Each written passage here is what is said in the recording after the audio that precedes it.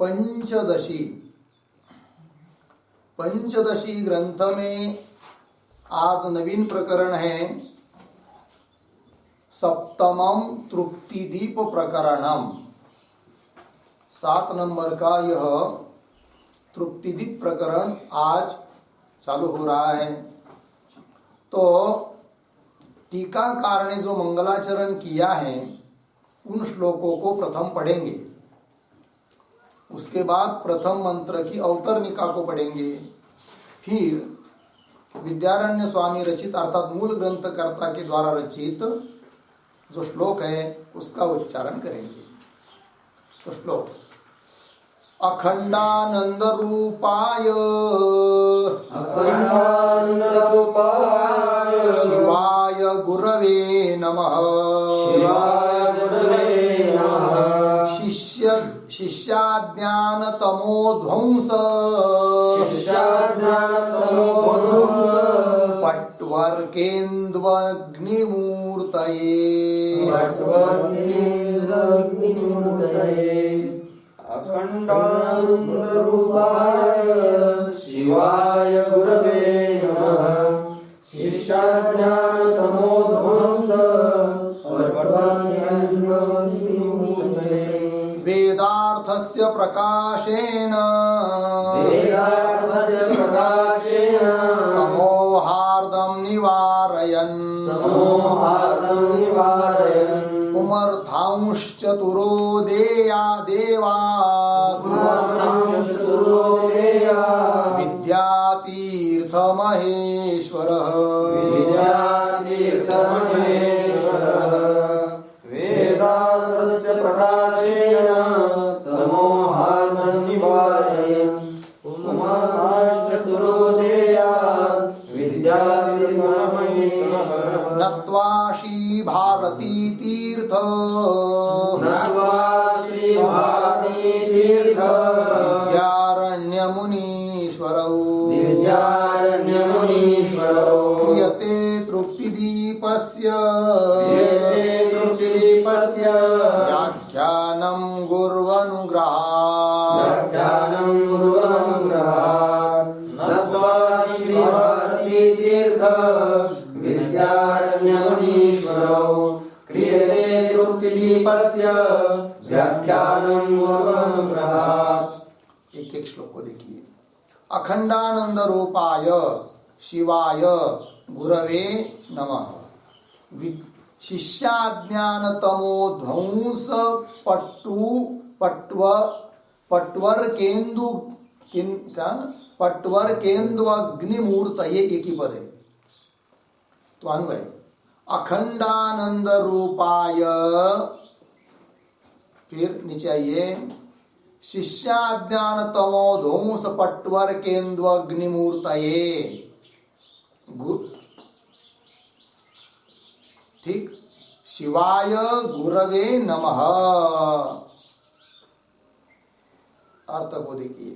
तो गुरवे नमः, तो गुरु को नमस्कार कर रहे टीकाकार रामकृष्ण नावाचे नाम के पंडित। कैसे वो गुरु जिनको नमस्कार कर रहे हैं?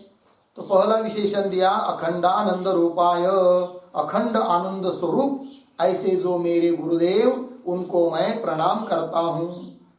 पुनः कैसे हुए गुरुदेव?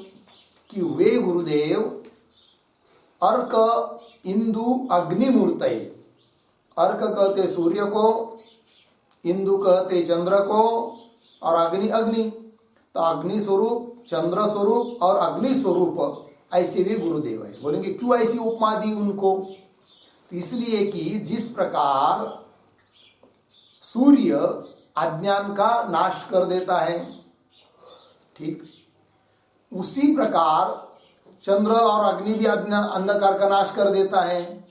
तो उस प्रकार हमारे गुरुदेव भी शिष्य के बुद्धि में बैठा हुआ जो स्वस्वरूप का अज्ञान, उस अज्ञान रूप अंधकार का ध्वंस कराने वाले हैं, नाश कराने वाले हैं। कौन?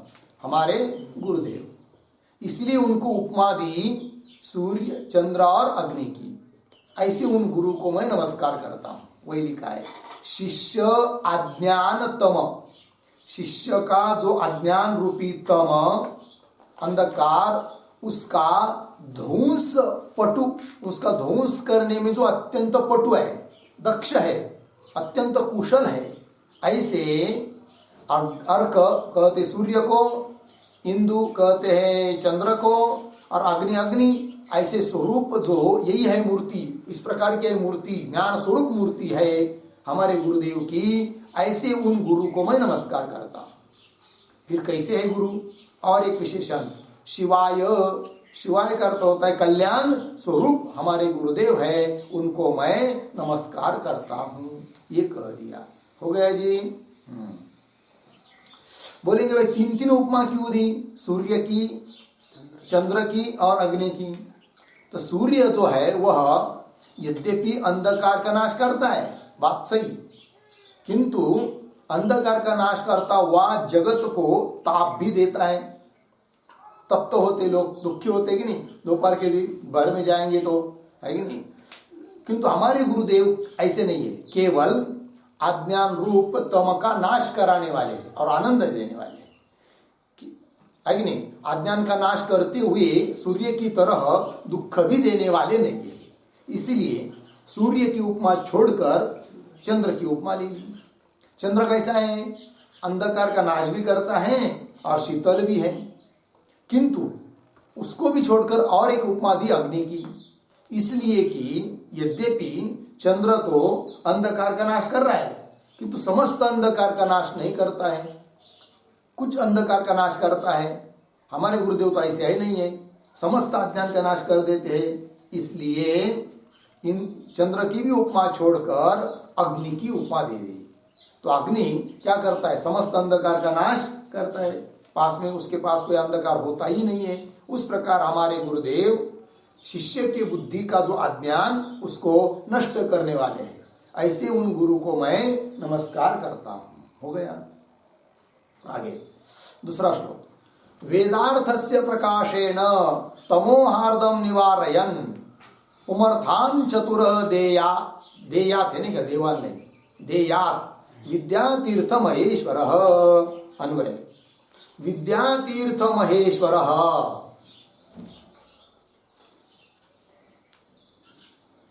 वेदार्थस्य प्रकाशेन हार्दम तमः निवारयन,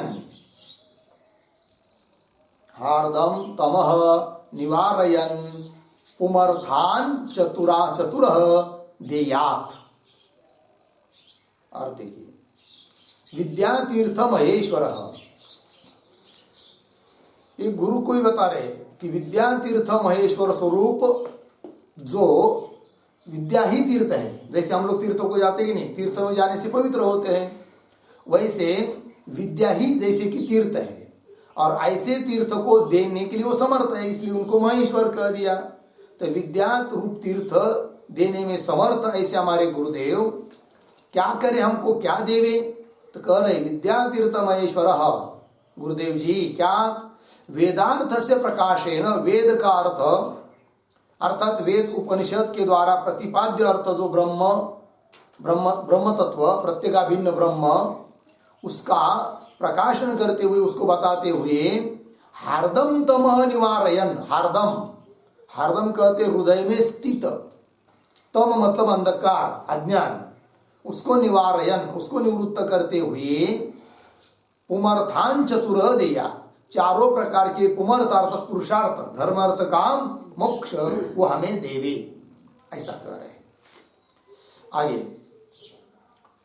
नत्वा श्री भारती तीर्थ विद्यारण्य मुनीश्वर क्रियते तृप्तिदीपस्य व्याख्यानम गुर्वनुग्रहात्। अन्वय, श्री भारती तीर्थ विद्यारण्य मुनीश्वर नत्वा गुर्वनुग्रहात् तृप्तिदीपस्य व्याख्यानम क्रियते। अर्थ, श्री भारती तीर्थ और विद्यारण्य, टीकाकार नमस्कार कर रहे हैं भारती तीर्थ और विद्यारण्य मुनि को, क्योंकि इस पंचदशी ग्रंथा के रचयिता केवल विद्यारण्य स्वामी नहीं है, कुछ ग्रंथ भाग विद्यारण्य स्वामी ने बनाया, फिर कुछ प्रतिबंध आ गया, हो सकता है उनका देहावसान हो गया, मृत्यु हो गई, इसलिए उनके गुरु जीवित थे तो उनके गुरु ने फिर बाद में वो बचा हुआ ग्रंथ पूरा किया। दोनों के द्वारा रचित ग्रंथ है, इसलिए उन दोनों को नमस्कार कर रहे हैं। तो विद्यारण्य मुनि और उनके गुरु श्री भारती तीर्थ, तो श्री भारती तीर्थ और विद्यारण्य मुनि और ईश्वर स्वरूप इन दोनों को नत्वा नमस्कार करके गुरु अनुग्रह, गुरु के अनुग्रह के बल पर मैं कि मेरे द्वारा तृप्तिदीप नाम का यह जो ग्रंथ है अर्थात 7वां प्रकरण, उसका व्याख्यान किया जाता है। तृप्तिदीपस्य व्याख्यानम क्रियते। तृप्तिदीप नामक इस 7वें प्रकरण स्वरूप ग्रंथ की व्याख्या गुरु के कृपा से मेरे द्वारा की जा रही है, ऐसे कह रहे टीकाकार। अब आगे के प्रथम श्लोक के अवतरणी का तृप्तिदीपाख्यम प्रकरणम आरभमानः श्री भारती तीर्थ गुरु तस्य श्रुति व्याख्यान रूपत्वात् तद व्याख्येयाम श्रुतिम आदौ पठति। ठीक है, तो तृप्तिदीपाख्यम प्रकरणम आरभमानः, तृप्तिदीप आख्य मतलब नाम वाला, तृप्तिदीप नाम वाला यह प्रकरण 7वां प्रकरण, इसको आरंभ करते हुए कौन? श्री भारती तीर्थ गुरु। टीकाकार के कहने के अनुसार, टीकाकार का यह मत है कि पहले 6 प्रकरण विद्यारण्य स्वामी ने बनवाए, रचित किया, रचाए है कि नहीं, बनाए। फिर 7वें प्रकरण से लेकर अंतिम प्रकरण तक ये सब प्रकरण विद्यारण्य स्वामी के गुरु जो भारती तीर्थ उन्होंने बनाए। इसलिए टीकाकार बोल रहा है कि श्री भारती तीर्थ गुरु लग गया जी। आरभमान ग्रंथ के आरंभ करते हुए श्री भारती तीर्थ गुरु, एक मत हुआ इनका। और कुछ लोगों का ये कहना है कि पहले 10 प्रकरण तो विद्यारण्य स्वामी ने बनवाए, है कि नहीं, बनाए। फिर उसके बाद के 5 प्रकरण इस ग्रंथ के भारती तीर्थ महाराज ने बनाए। जो भी हो, किंतु दोनों को मिलकर ये ग्रंथ रचित है, एक के द्वारा नहीं। चलिए, तृप्तिदीपाख्यम प्रकरणम आरभमाण श्री भारती तीर्थ गुरु। ठीक है, आगे तस्य श्रुति व्याख्यान रूपत्वात्, तस्य तृप्तिदीपस्य, ये तृप्तिदीप नामक का जो प्रकरण है वह प्रकरण किस बात को कथन करने वाला है? तो एक श्रुति है बृहदारण्यक उपनिषद की, उस श्रुति के अर्थ को ही बताने वाला ये पूरा प्रकरण है। तो जिस श्रुति के ऊपर व्याख्यान करना है मूल ग्रंथकार को, भारती तीर्थ स्वामी को, उस श्रुति को पहले दे रहे वो प्रथम श्लोक में। तस्य तृप्तिदीपस्य श्रुति व्याख्यान रूपत्वात्, श्रुति का व्याख्यान स्वरूप ये प्रकरण होने के कारण तद व्याख्यायाम श्रुतिम। ठीक है ना, तो इस प्रकरण के माध्यम से व्याख्या जो श्रुति अर्थात जिसका व्याख्यान करना है उस श्रुति को श्रुतिम आदौ पठति, सबसे पहले उस श्रुति का पाठ कर रहे ग्रंथकार, श्रुति को दे रहे जिसके ऊपर व्याख्यान उनको करना है इस प्रकरण के रूप में। तो श्लोक को पढ़ते हैं। आत्मानं चेद विजानीयात्, अयमस्मीति पुरुषः, इच्छन् कस्य कामाय शरीरमनुसंज्वरे। आत्मानं चेत् विजानीयात् नयमस्मीति पुरुषः, किमिच्छन् कस्य कामाय शरीरमनुसंज्वरे। आत्मानं चेत् विजानीयात् अयम् अस्मि इति पुरुषः, किम इच्छन् कस्य कामाय शरीरम अनुसंज्वरेत्। अन्वय, पुरुषः आत्मानं अयम् अस्मि इति,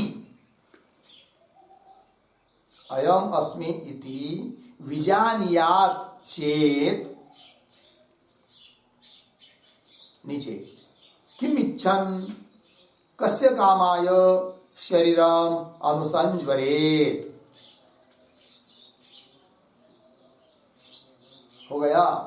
चलिए भाई, पुरुष, पुरुष शब्द का अर्थ यहां पर जीव। आत्मानम, आत्मानम मतलब अपने स्वस्वरूप आत्मा को। विजानिया, जानेगा, लेकिन किस रूप से? अयम अस्मि इति विजानिया चेत। जब जीव अपने वास्तव स्वरूप को, ब्रह्म को, प्रत्येगाभिन्न ब्रह्म को, अयम अस्मि, यह मैं हूं, इस प्रकार यदि प्रत्यक्ष रूप से, अपरोक्ष रूप से जानता है तो चेत। जैसे अज्ञान काल में हम लोग देह को जानते कि नहीं, यह मैं हूं करके, इसी प्रकार इस देह का बाद होकर देह का प्रकाशक साक्षी प्रत्येगाभिन्न ब्रह्मात्मा, उसको यदि जीव यह मैं हूं इस रूप से जानता है तो क्या? किमिच्छन, फिर और किसकी इच्छा करेगा? कौन सी चीज की इच्छा करेगा? कौन सी विषय की इच्छा करेगा? अर्थात किसी विषय की इच्छा नहीं करेगा, क्योंकि विषयों के माध्यम से प्राप्त होने वाला जो आनंद, तो आनंद तो होता ही नहीं, वो आनंदाभास, सुखाभास है, तो सुखाभास है। और अब इसको तो महासुख मिल गया, अहम ब्रह्मास्मि सच्चिदानंद ब्रह्म ही मैं हूं, तो इसको महासुख मिल गया, वह यद किंचित सुख के पीछे दौड़ेगा ही नहीं। इसीलिए कह रहे किमिच्छन, किसकी इच्छा करता हुआ। और कस्य कामाय, कस्य, कस्य का अर्थ होता है कस्य भोक्तु, किस भोक्ता के लिए? कामाय, भोगाय, किस भोक्ता के लिए भोग को चाहेगा, और भोग को चाहकर उसके पीछे दौड़ेगा, प्रयत्न करेगा, और स्वयं को ताप कर लेगा, दुख कर लेगा, अर्थात कोई नहीं करेगा। कस्य कामाय शरीरम अनुसंज्वरेत, अनुसंज्वरित का अर्थ है ज्वरम प्राप्नुयात्, कौन ऐसा है कि दुख प्राप्त कर लेगा? अर्थात कोई भी एक बार स्वस्वरूप का ज्ञान हुआ तो विषय के पीछे कोई दौड़ेगा नहीं, ये बात है। ये श्रुति है, बृहदारण्यक उपनिषद 4:4-12 श्रुति का नंबर है ना। बृहदारण्यक उपनिषद में जाकर देखेंगे तो उसका नंबर है 4:4-12। चलिए अब आगे के श्लोक की अवतरणिका को देखिए। इदानीम चिकीर्षित विचारम तत्फलम च दर्शयति। अब चिकीर्षित विचार, चिकीर्षा शब्द का अर्थ होता है कर्तुम इच्छा, चिकीर्षा, और चिकीर्षित मतलब करने की जो इच्छा, उस इच्छा का विषयभूत जो है उसको कहते चिकीर्षित। यहाँ पर करने का विषय कौन है? विचार, विचार करना है, तो चिकीर्षित कौन हुआ? विचार। करने की इच्छा का विषय कौन है? यहाँ विचार, इसलिए विचार को क्या कह दिया? चिकीर्षित विचार। वही इदानीम चिकीर्षित विचारम, और तत्फलम, विचार और विचार का फल को दिखा रहे ग्रंथकार श्लोक नंबर 2 से। अस्याश्रुतेरभिप्राय सम्यगत्र विचार्यते जीवन्मुक्तस्य या तृप्ति सा तेन विशदायते। अस्याश्रुतेरभिप्राय सम्यगत्र विचार्यते जीवन्मुक्तस्य या तृप्तिः सा तेन विशदायते। अस्याः श्रुतेः अभिप्रायः सम्यक् अत्र विचार्यते जीवन्मुक्तस्य या तृप्तिः सा तेन विशदायते। ठीक है, अन्वय। अत्र अस्याः श्रुतेः अभिप्रायः सम्यक् विचार्यते। अत्र अस्याः श्रुतेः अभिप्रायः सम्यक् विचार्यते तेन जीवन्मुक्तस्य या तृप्तिः सा विशदायते। अर्थ को देखिए। अत्र, अत्र न मतलब इस तृप्तिदीप नाम के प्रकरण में, अत्र अस्याः श्रुतेः अभिप्राय, इस श्रुति का अभिप्राय। इस श्रुति मतलब कौन सी श्रुति? आत्मानं चेत् विजानीयात्, यह श्रुति। इस श्रुति का अभिप्राय सम्यक विचार्यते, सम्यक अच्छी तरह से उसका विचार किया जाता है। तो तो बोलेंगे उससे क्या होगा, तो कह रहे तेन, उस विचार से क्या होगा, तो जीवन मुक्त से या तृप्ति, जीवन मुक्त पुरुष को जो तृप्ति प्राप्त होती है वो तृप्ति का स्वरूप क्या होता है वो स्पष्ट हो जाएगा। ठीक है, तो जीवन मुक्त से या तृप्ति ही सा विशदायते, विशदायते मतलब स्पष्टी भवती, स्पष्ट हो जाएगी। ठीक है ना। चलिए टीका, अत्र, अत्र प्रतीक है, उसका अर्थ कर रहे हैं तृप्ति दीपाख्ये ग्रंथे, तृप्ति दीप नामक इस ग्रंथ में अस्याह, अस्याह प्रतीक है, अस्याह का अर्थ कर रहे हैं आत्मानं चेत इत्यादिकायाः श्रुतेः, इत्यादि श्रुति का अभिप्राय प्रतीक है, अभिप्राय का अर्थ कर रहे तात्पर्यम सम्यक विचार्यते, हो गया अर्थ। देखिए भाई, इस तृप्ति दीप नामक ग्रंथ में आत्मानं चेत विजानीयात् इस श्रुति का अभिप्राय अर्थात तात्पर्य, अच्छी तरह से क्या तात्पर्य श्रुति का उसका विचार किया जा रहा है। ठीक, तो उससे क्या होगा, तो आगे तेन प्रतीक, उसका अर्थ कर रहे अभिप्राय विचारेण, उस श्रुति के अभिप्राय का विचार करेंगे तो उस विचार से जीवन मुक्तस्य श्रुति प्रसिद्धा या तृप्ति, जीवन मुक्त की तृप्ति, तो बोलेंगे कैसी तृप्ति होती है, तो बोलेंगे उस तृप्ति का अनुभव स्वयं जीवन मुक्त लेता है और वह तृप्ति श्रुति में भी प्रसिद्ध है। ठीक है ना। तो उस प्रसिद्ध उपनिषदों में प्रसिद्ध उस तृप्ति का स्पष्टीकरण हो जाएगा इस व्याख्यान से, विचार से। जीवन मुक्तस्य श्रुति प्रसिद्धाया तृप्ति ही सा विशदायते, विशदायते का अर्थ कर रहे हैं स्पष्टी भवती, स्पष्ट हो जाती है। लग गया जी। तो चलो अब व्याख्यान करना शुरू कर देते हैं श्रुति का। तो व्याख्यान किसको कहते हैं पहले ही बता रहे हैं। तो टीका को देखिए, अवतरण को देखिए, अवतरणिका को। पदच्छेद पदार्थोक्तिर विग्रहो वाक्य योजना आक्षेपस्य समाधानम व्याख्यानम पंचलक्षणम। पराशर स्मृति का यह श्लोक है, इसको याद करना चाहिए। व्याख्यान किसको कहते हैं इसका लक्षण बताया है। तो कभी भी यदि कोई बात पढ़ानी हो, चाहे व्याख्यान करना हो, तो किस प्रकार करना चाहिए, तो कह रहे पदच्छेद पदार्थोक्ति विग्रह वाक्य योजना आक्षेपस्य समाधानम व्याख्यानम पंचलक्षणम। ये 5 अंग होते हैं व्याख्यान के। नंबर 1 पदच्छेद, जो भी कोई श्लोक आदि लिया तो उसका क्या करना है, पहले पदच्छेद, अलग अलग पदों को करना है। सुप्तिंगंतम पदम, है कि नहीं। तो सुप पद कौन से, तिंग पद कौन से, पदों को अलग अलग करना। ठीक है ना। तो पदच्छेद हुआ, क्योंकि संधि हुई रहती है संस्कृत में, तो उसको अलग अलग करते आना चाहिए। यदि संधि का विच्छेद नहीं कर पाए, पदच्छेद नहीं कर पाए, तो अर्थबोध नहीं होगा। पहले पदच्छेद, उसके बाद पदार्थोक्ति। पदार्थोक्ति मतलब उन पदों का अर्थ, अलग अलग पद हुए, एक एक पद का अर्थ बताना है पहले, उसको कहते पदार्थोक्ति।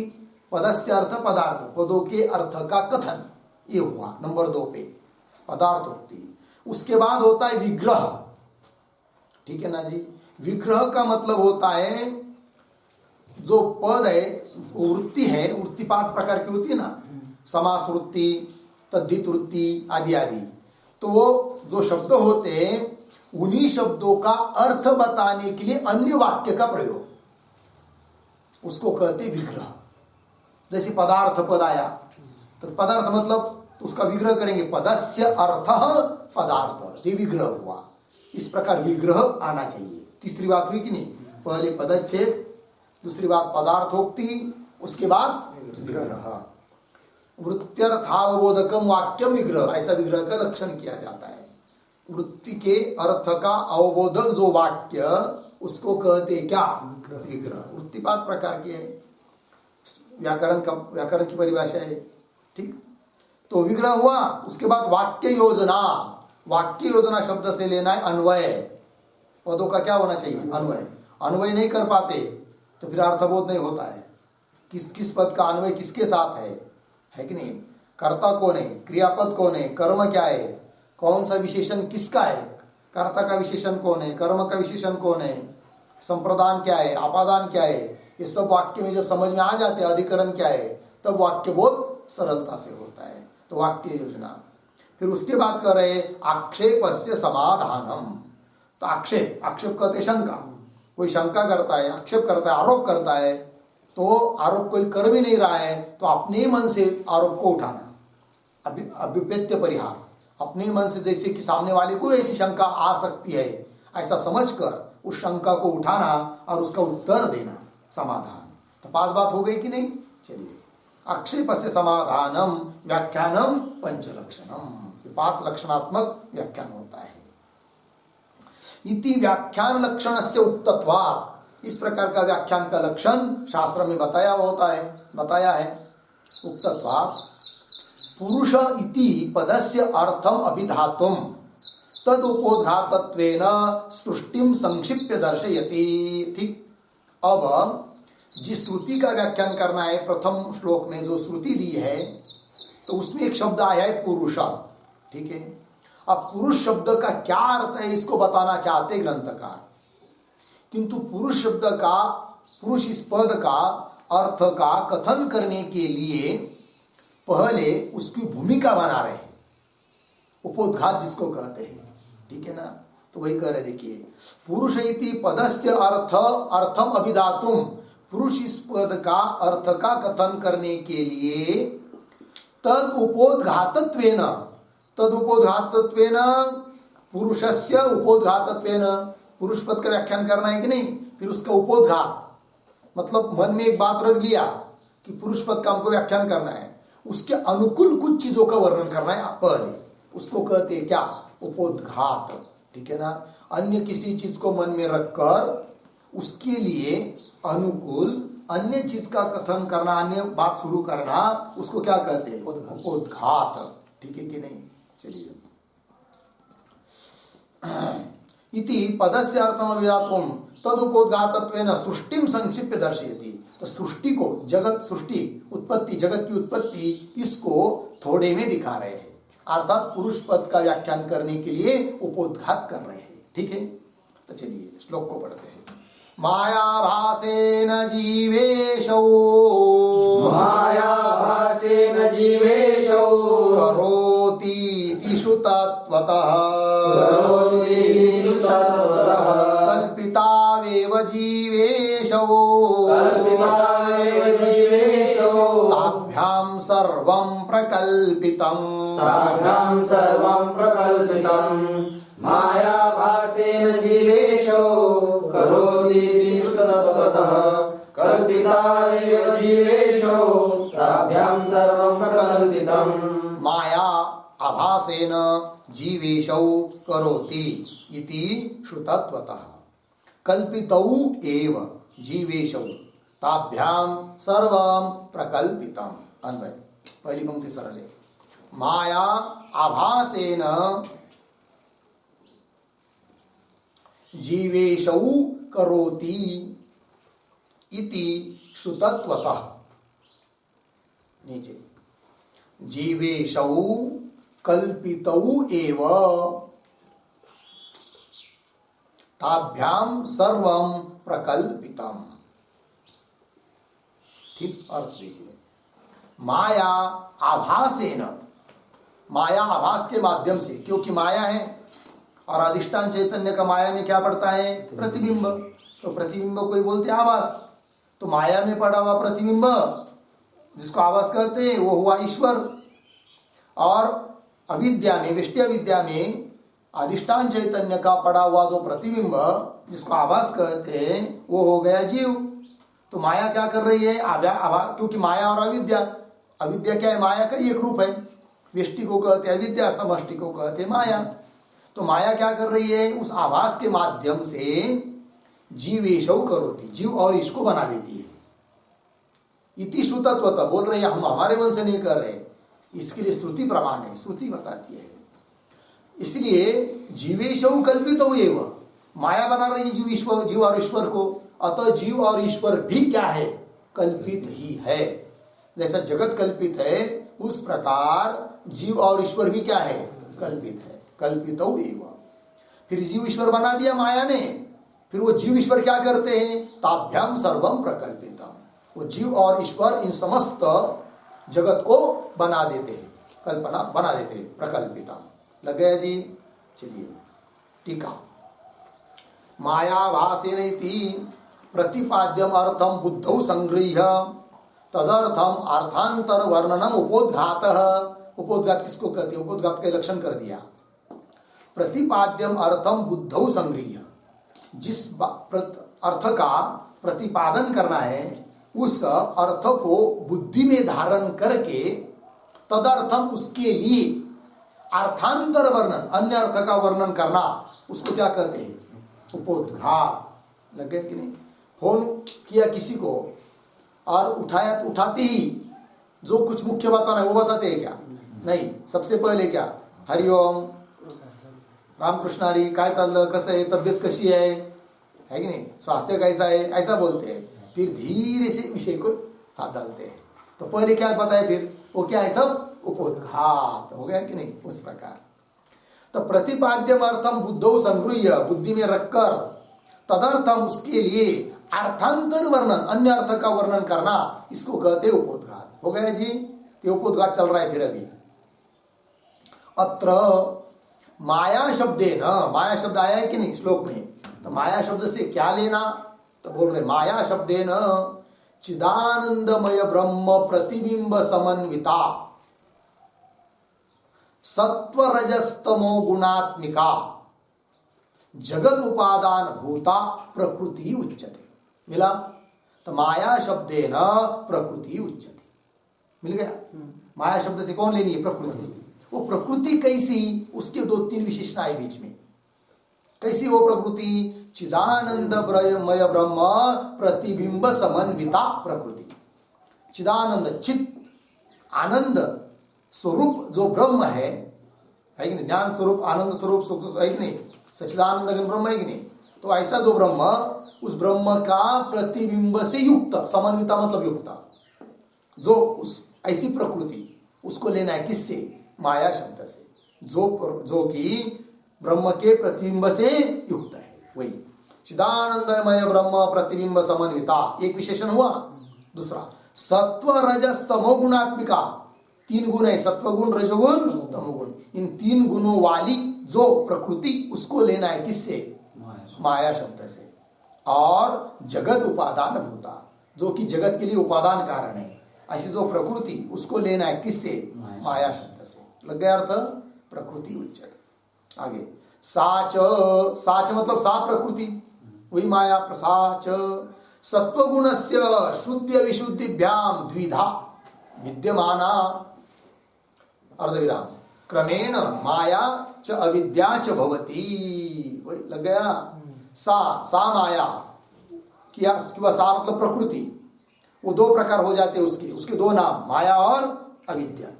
तो बोलेंगे किसको माया कहेंगे और किसको अविद्या कहेंगे?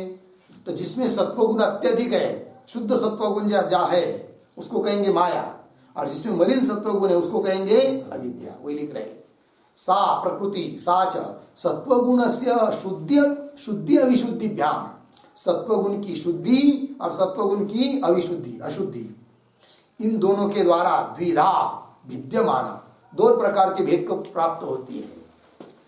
क्या नाम हो जाता है उसका?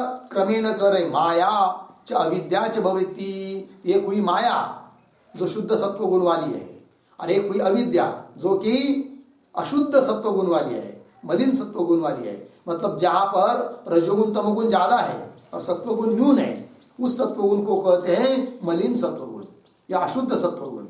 ऐसी जो होती है उसको क्या कहते हैं? अविद्या। और जिसमें रजोगुण तमोगुण नहीं के बराबर और सत्वगुण ही ज्यादा, उसको क्या कहते हैं? माया। चलिए आगे, तयोः माया विद्ययोः प्रतिबिंबितम ब्रह्म चैतन्यम एव ईश्वरः जीव च इति उच्यते। मिला? तयोः माया विद्ययोः, उन माया और अविद्या में प्रतिबिंबित जो ब्रह्म चैतन्य, माया में प्रतिबिंबित चैतन्य, ब्रह्म चैतन्य उसको कहते ईश्वर, और अविद्या में प्रतिबिंबित चैतन्य मतलब माया अविद्या में पड़ा हुआ जो चैतन्य का प्रतिबिंब, उस प्रतिबिंब को कहेंगे क्या? जीव। और माया में पड़ा हुआ जो ब्रह्म का प्रतिबिंब, उस माया में पड़े हुए प्रतिबिंब को बोलेंगे क्या? ईश्वर। वही तयो माया विद्यो प्रतिबिंबितम ब्रह्म चैतन्यम एव ईश्वर जीव च इति उच्यते। लग गया? तदिदानीम तदिदम तत्व विवेकाख्ये ग्रंथे, तदिदम यह सब बात तत्व विवेक नाम के ग्रंथ में, अर्थात इस पंचदशी ग्रंथ के प्रथम प्रकरण में, ठीक है, श्रीमद् विद्यारण्य गुरु भी निरूपितम, श्रीमद् विद्यारण्य गुरु ने उसका निरूपण किया है कि नहीं? मतलब टीकाकार के अनुसार पहले 6 प्रकरण विद्यारण्य मुनि के द्वारा रचित है और ये 7वें प्रकरण से भारती तीर्थ महाराज के द्वारा विषय विरचित है। चलिए, विद्यारण्य गुरु भी निरूपितम। आगे चिदानंदमय ब्रह्म प्रतिबिंब समन्विता, कौन वो श्लोक है? वो श्लोकों को दे रहे प्रथम प्रकरण के श्लोकों को दे रहे कि जिन श्लोकों में विद्यारण्य मुनि ने प्रथम प्रकरण में उस माया विद्या का विवेचन किया है, वो श्लोक दे रहे। चिदानंदमय ब्रह्म प्रतिबिंब समन्विता तमो रज सत्व गुणा प्रकृति द्विधा च सा, श्लोक गए कि नहीं? चिदानंदमय ब्रह्म के प्रतिबिंब से युक्त तमोगुण रजोगुण और सत्वगुण की साम्यावस्था जो प्रकृति, वो 2 प्रकार की बताई है। द्विधा च सा, कौन है वो 2 प्रकार? और श्लोक दे रहे वहां के 3 श्लोक दे रहे। सत्व शुद्ध विशुद्धिभ्याम माया विद्ये चते मते, सत्व की शुद्धि, सत्वगुण की शुद्धि और अविशुद्धि, इन दोनों के माध्यम से उनको 2 नाम हो जाता है, माया और अविद्या। चते मते माया बिंबो वशीकृत्य ताम स्यात् सर्वज्ञ ईश्वर। फिर ईश्वर किसको बोलेंगे? तो माया बिंब, माया में पड़ा हुआ ब्रह्म का प्रतिबिंब, वह क्या करता है? ताम वशीकृत्य, उस माया को अपने वश करके, है कि नहीं? ईश्वर सर्वज्ञ ईश्वर स्यात्, वही सर्वज्ञ ईश्वर है। ईश्वर का और जीव का यही अंतर है। ईश्वर की उपाधि शुद्ध सत्वगुण प्रदान है और जीव की उपाधि मलिन सत्वगुण वाली है। और ईश्वर की उपाधि शुद्ध होने के कारण वह ईश्वर उस माया के अधीन नहीं है, अपितु माया ईश्वर के अधीन है। और जीव की उपाधि मलिन सत्वगुण वाली होने के कारण जीव की उपाधि जो अविद्या, वह जीव के अधीन नहीं है, अपितु जीव उस अविद्या के अधीन है। लग गया फर्क? चलिए, ताम स्यात् सर्वज्ञ ईश्वर। आगे अविद्यावशगस्पन्य तद्वैचित्र्यादने कदा सा कारण शरीरम स्यात् प्राज्ञस्तत्राभिमानवान। ये 3 श्लोक हुए पहले प्रकरण के। तो अविद्यावशग मिला, अविद्या के वशीभूत तू, अन्य जीव।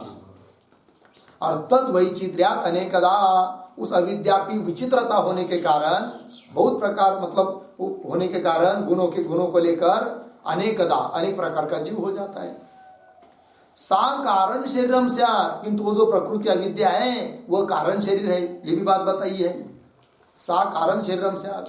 और प्राज्ञ तत्र अभिमानवान प्राज्ञ, उस कारण शरीर का अर्थात अज्ञान का, अविद्या का अभिमान धारण करने वाला जो जीव, उसको कहते क्या?